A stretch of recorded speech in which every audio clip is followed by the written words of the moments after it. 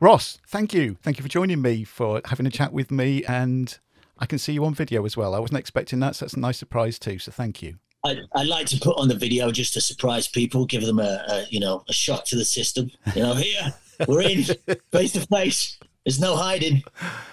It makes it a bit more personable when you can see people as well. Of course it does. Yeah. Of course it does. Yeah. Although now I feel like slightly left out. You've got you've got a kit, you've got a microphone, you've got a headset on. I mean, I sort of feel like, I'm sort of lounging in my library chair. Yeah. We're here. We want to talk about A Violent Man, which is coming out, well, not too far from now. It's next month. It's coming out in cinemas over here in the UK in February. It comes out sooner than that, my friend. It comes out, we've got a couple of days left, I think. It's February 4th. I've done this. We say it's February the 2nd, and the amount of times already, Ross, I forgot we're in February. You think we're in January still? I do that. It's still this COVID hangover, isn't it? We release on Friday. We've got a little Q&A screening tomorrow night. My days are off. I'm in LA right now, so I'm flying in tonight. Land tomorrow. So I think it's tomorrow night. We have like a Q&A over at the Genesis Theatre in London. Nice. And then we go full throttle Friday.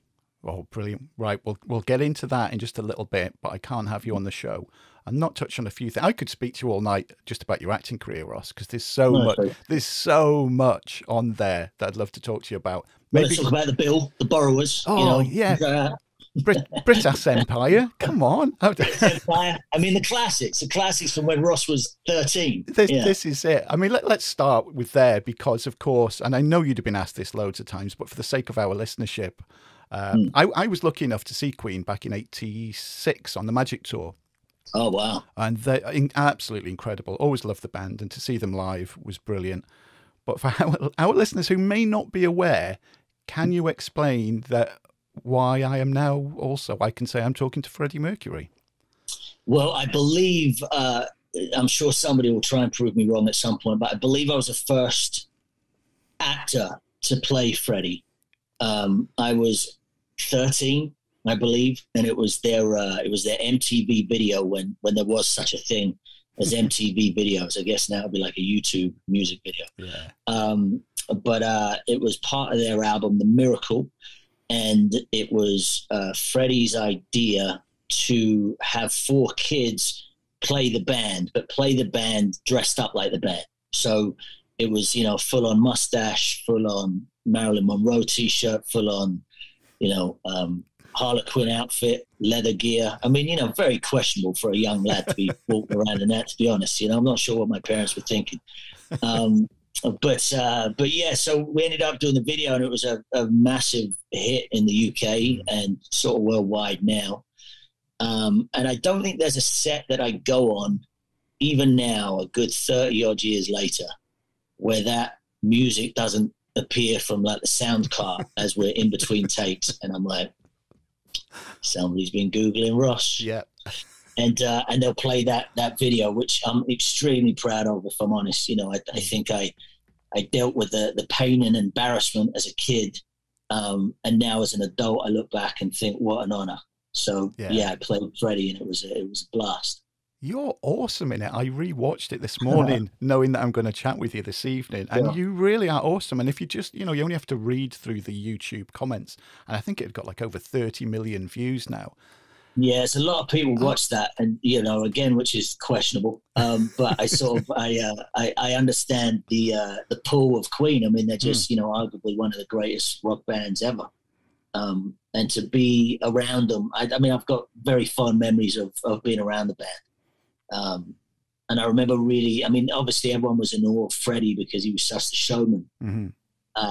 And I remember me being just an impressionable kid, really liking Brian. Brian May was such a sweet guy. Like, he was so friendly towards us. They all were. But I mean, I remember Brian being, particularly, and making sure everybody was cool and having fun. But I actually remember me really liking Roger because he wore sunglasses indoors. And I just thought, this guy, he's got it right. He's the one. He's the one that gets all the girls, obviously. and yeah, it was a joy. Yeah, fond memories. Oh yeah, I say your performance is incredible in it. And I mean, did it ever make you then? Was it put in your head? Yeah, I want to be a rock star. I think we talk about this. That we a lot of footballers want to be like actors, and a lot of rock stars want to be movie stars, and all actors we all want to be rock stars. Yeah, I can't think of anything better than being Chris Martin. Sitting at a piano, rocking out. I mean, I certainly think I'm the fifth Beatle for sure. I have it in my head that I could absolutely go jam with the gang. So it did. And, there was a very small window where they were talking about us going on tour with them as when we were kids. I was going on tour with Queen and coming out and doing a few numbers. Obviously lip syncing because it's the band singing, But, there was talk of that. And I think that's when Freddie was starting to publicly be ill, so I think his strength was sort of going down the tubes a little bit. And so there was a very quick conversation about us going on tour, which sounded really cool. Yeah. And it transpired. Oh, that was sort of a build up of a story that just dropped, wasn't it? It was like, we're going on. But still, but even though that didn't happen, the fact of what you actually did is just so incredible. And like you say now, to look back as an adult and go, just to cherish that. And listen, also a lot of my own training as an actor, I mean, that was like the first time I really, really researched, so I did my homework. A lot of people, I guess, presume quite normally that we learn lines, show up, put on a bit of makeup and hit a mark, but there is a little more that goes into what we do for a career. And a lot of that begins with the research, So, I mean, I studied my socks off for that job, hours upon hours of videotapes. And again, not because, oh, great, I'm watching video. I mean, I was studying because I wanted the gig. I think they auditioned thousands of kids for it and kept whittling it down. And so by about my fourth audition, I started getting a sniff that, this could possibly swing my way. And then they started having me rehearse with the band. And I was like, I don't see many other kids here. This is me rocking out with Brian and John and Roger. And I was like, this could be tasty. So I really took my work seriously. And I mean, the studio sent me boxes upon boxes of footage, and I would just watch it. And I do remember a broom handle being my microphone. That was my prop in my garage as a young man. I was running around with a broom handle pretending I was singing.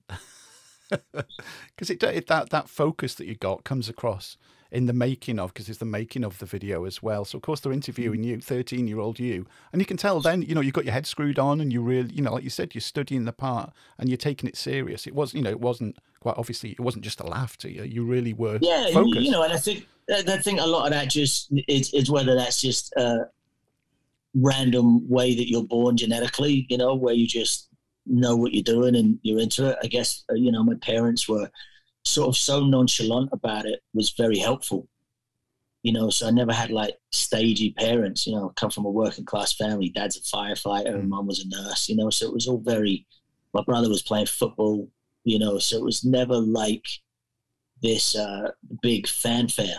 So, I'd be on the front page of all the tabloids and all the newspapers in the country, and it was never, I never floated around thinking that was this big, wonderful, newfound thing. To me, it was a gig, it was a job, and I understood it, and that served me well, I think. I think so, definitely. I mean, jumping forward, obviously, I've just cherry picked a couple, like I said at the beginning. I could talk to you for ages about lots of stuff that you've been in and the roles that you've played.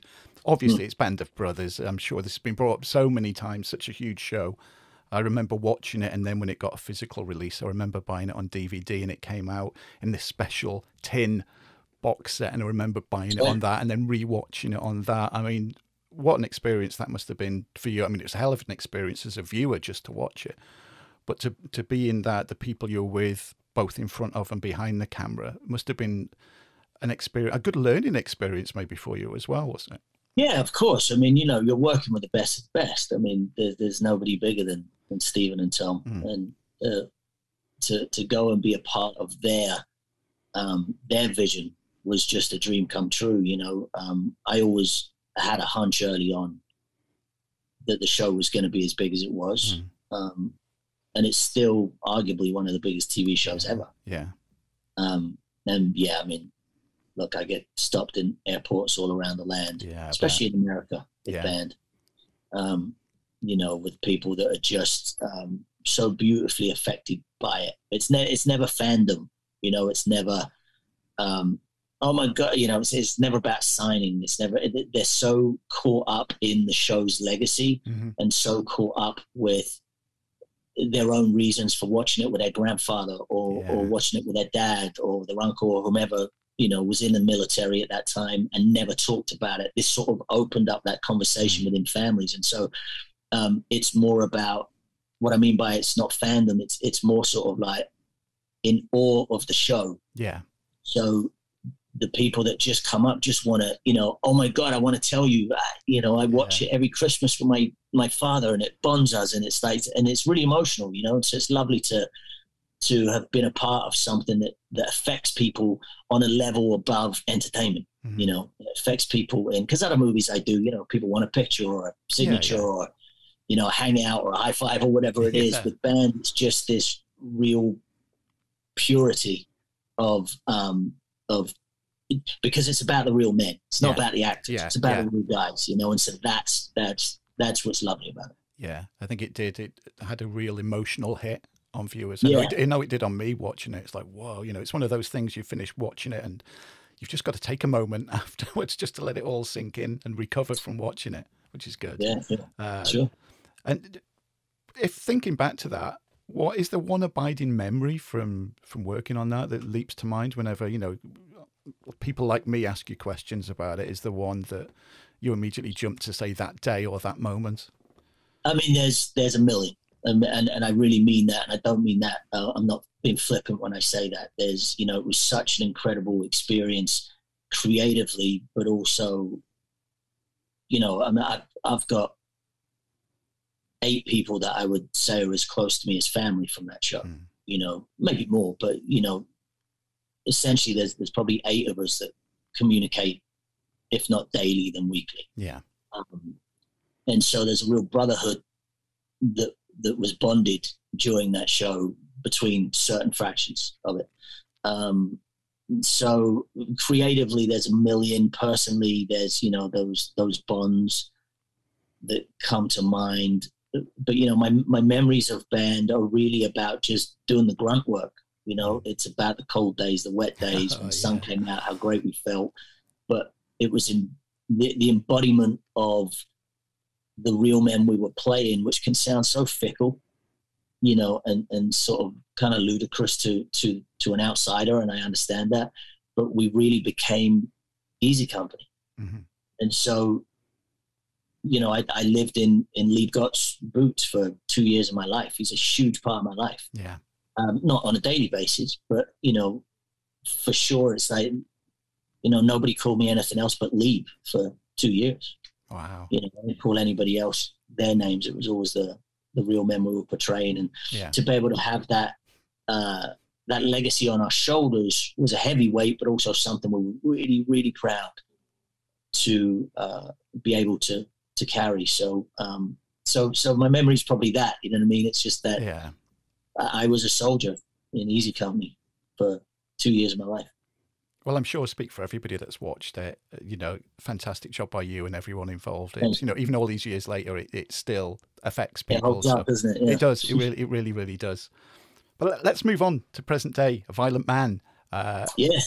Directorial debut. Is indeed. How about that? Yeah. What was that like? Interesting. Like, it wasn't like this big leap for me. And again, I don't say that nonchalantly. It's I guess I've been in this business a long, long time, and I've been lucky enough to be around the likes of Tom and Stephen and Bob Zemeckis and all these greats, and then wonderful TV directors that I've had the chance to work with over the years. Bobby Moresco, Stefan Schwartz, Andy Bookstaver, just all these great people that I've been able to not study. I was never walking around with the intent of I want to direct. You know, a lot of actors want to make that leap. I really had no intention of doing that. Acting is my first love. It's what pays the bills. Yeah. And writing is probably the second, you know, part of me. You know, this is the second film that I wrote that got produced. My first one, About Us, just got released in the UK last week as well. And they're just polar opposites in sense of story. One's about self-love and one's about self-hate, you know, so they're complete polar opposites.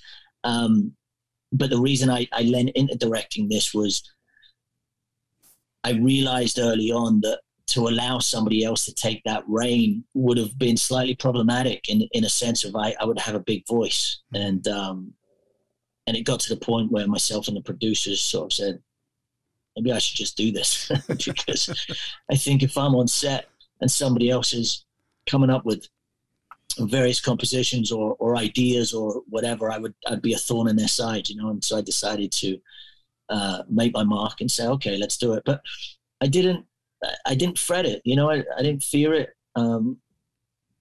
People have asked me, was I nervous going into it? And I really wasn't. I was hugely prepared. I had a wonderful DP, Stefan Kupik, who has shot me on 2 different movies as an actor. Yeah. And he's my dear friend. But I knew going into this, I would need a solid DP and a solid first AD. And Mel, our AD, was just, you know, an angel. And every day the 3 of us would sit down and really map out the day. And I did a lot of homework again before we started shooting. Stefan and I were hanging out a lot and getting the shot list together, which obviously changed on the day, but we had an idea of what we were doing. And to most people, you would look at our schedule and say, this is impossible. There's no way you're going to be able to shoot this. I was like, I think we'll be okay. And we were. And I knew what the movie was going to look like. And I said to somebody yesterday on one of the other presses, you know, you take the good and the bad. You know, we've had some beautiful reviews. I think we had one sort of rough review, but I look at them both the same. It's wonderful getting great reviews, and it's okay getting someone who doesn't. You're not going to please everybody. Exactly. But what I can do is I can look at that film and go, that's exactly the film I wanted to make. And so that's why I'm elated. I'm super excited about it. I'm super happy with it. It's not what most people will be expecting, especially when you see the cast list. You know, you'll see Craig and you'll see Ulrich and you'll see Zoe and you'll see Stevie and you'll see Fleming and you'll see all these people popping up that you go, I would never have put them all in the same movie normally. And that was my whole MO going in. I said, if we're going to do this, I really want to bring in my friends that perhaps we wouldn't have been able to get, you know, if I didn't use my friendship card, but also have a crew that's top notch, have a composer, Austin, who's top notch, have everybody implemented in a place to make a film that's going to be really different. And, you know, listen, there will be a crowd that will come and see this expecting one thing and hopefully we'll find something completely different. And on the flip side of that, the people that are probably like, I don't want to watch a prison gangster film. It's not that film. Yeah. You know, it's a very different take on a subject matter that's very dark and you know, can thump you right in the throat. And so that's what we're hoping for. It's good as well, like you said, because you wrote it, you're in front of the camera, you're behind the camera as well. So it helps that, you know, it's your vision, isn't it, going forward? And as well, I'm glad you mentioned like, you know, the AD and the DP, because a lot of time people think, oh, it's the actors, and then of course the director, and then there's nobody else involved in putting the film together. It's a whole team. It's so many pieces to the puzzle. Listen, I'll go, you know, without our gaffer. You don't have you know, I can say, hey, I need, you know, we were joking about it. I said, I want to have flares through the wahoo. You know, I love flares on film. And I really, you know, and I would say it in such an uneducated way, in an actor's way. You know, I'd say to the gaffer, you know, I need to have this, and he'd leave it with me. And he'd come back and he's like, do you want to, what weather are you thinking? I'd said, well, I want that sort of cold, crisp morning copy.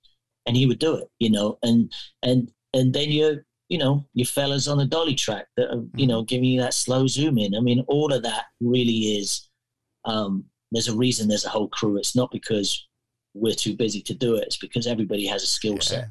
Yeah. Our makeup artists, I mean, God bless them. I would ask for ridiculous things and they'll do it and do it beautifully.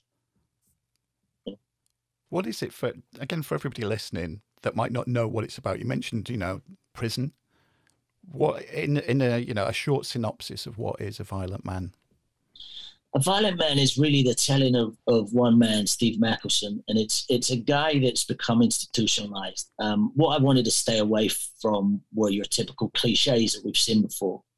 And I wanted to depict what it would really be like spending time in a cell pretty much 24/7. I mean, obviously the doors were open during the day and stuff, but what that does to the psyche of a man, but also have some sort of social commentary about what the prison system is and what it does. I've had a weird fascination with prison over the years, knock wood, it's just, a fascination that I like documentaries and whatnot.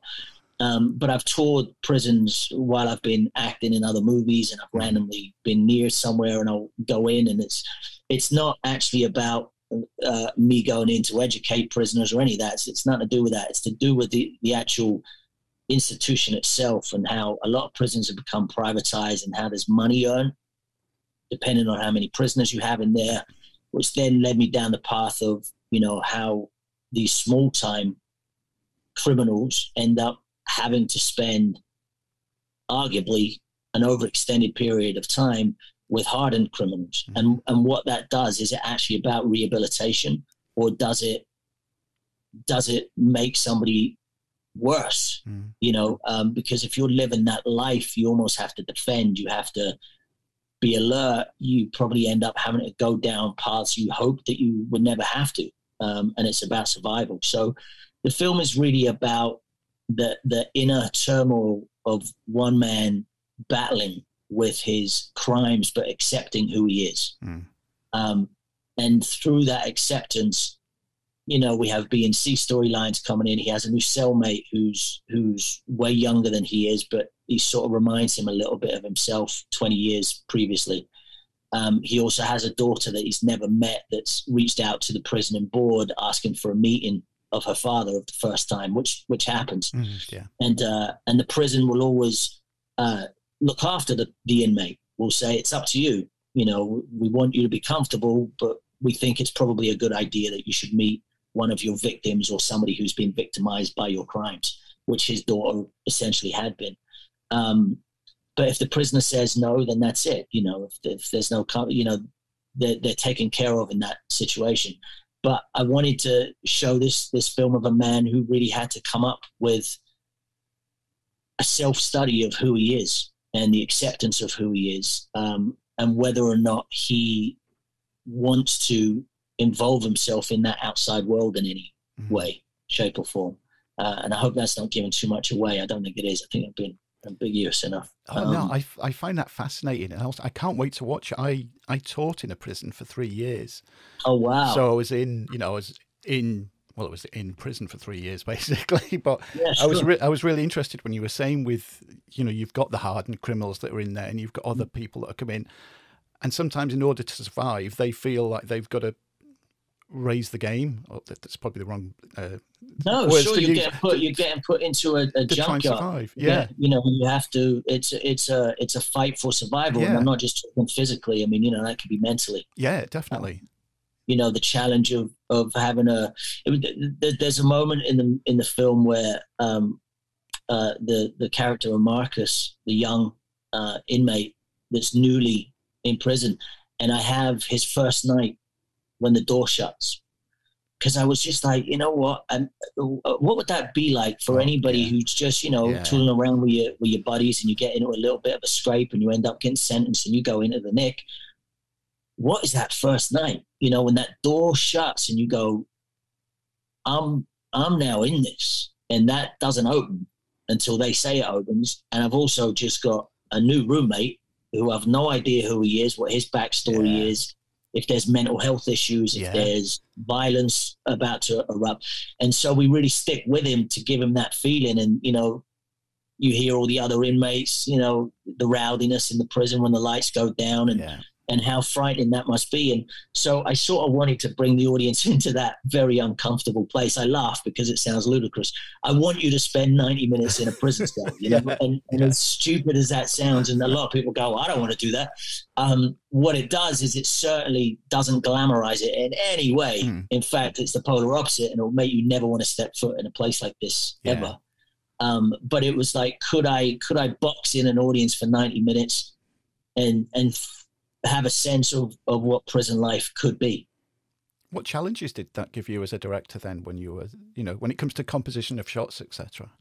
Well, I mean, you box yourself in. The truth is that the film I wrote before about us was a three-hander, and it was all set in Italy. And I was like, could I do a romantic road movie about a relationship with just three characters? And so that's how I boxed myself in on the first one, and we pulled it off. And on this one, I said, well, how can I challenge myself here? Oh, I know, I'll throw us in one room. Now, this isn't the first time this has been done. You know, The Room was arguably, you know, 2/3 of that movie was all in one room. Buried was another film, you know, where Ryan Reynolds was in the coffin. So it's not a new thing. But I just felt, and in the script, actually, I had a few exteriors written to give us breathers to get us outside. And as I was doing the edit, I was like, I don't want to leave this place. Like, I think we have to stay. So the camera never leaves a cell, apart from, you know, close to the end. There's one moment they're just out. But the camera doesn't leave the door frame. And so the challenge for my DP and myself was, my whole MO was, we don't repeat a shot. So however we get away with this, we don't repeat a shot. And so we had to be clever, not clever, I'm tooting our own horn, but we had to be industrious, let's say. We had to be creative without going to extremes. You know, it's not like, we're not flying all around. We still wanted to keep it real. And so, I believe we got away with it. Oh, great. Again, you're just piquing my interest even more. I am really looking forward to watching it. And in a strange, this 6 degrees of separation, last year I recorded a show with Jason Fleming. Lovely guy, lovely guy. I found out about an hour before we started talking that he works in the prison world. Is that where you go? No. On Monday, I'm recording a show with Craig Fairbrass about a different movie that he's in. Can I surprise him with a question from you when I chat with him on Monday? You put me on the spot. Yeah, we have to think about what question. What could I say? What can you say? I'm surprised. You could ask him, how intimidated were you with Ross McCall's hair? No, don't. Honestly, that's a bigger question. I'll email you privately maybe if I come up with something good, because otherwise I'm gonna, give you a crap question, and these things can go south very quickly, because you'll be like, "What? That's a stupid question," and all of a sudden we've lost 2 minutes. Yeah, that'd be brilliant. Well, listen, Ross, thank you for your time. And you've got a flight coming up as well, soon. You're going to be all of this. I hope everything goes fine. Everybody enjoys the movie. Like I said, I'm really looking forward to it. So, and hopefully, again, maybe towards the end of the year, we can have a chat and talk more about your acting career. That would be really good. I'd love that. And thank you so much for your time. And, I really do appreciate it. Oh, thanks, Ross. And for the sake of the edit, we shall say goodbye. Thank you.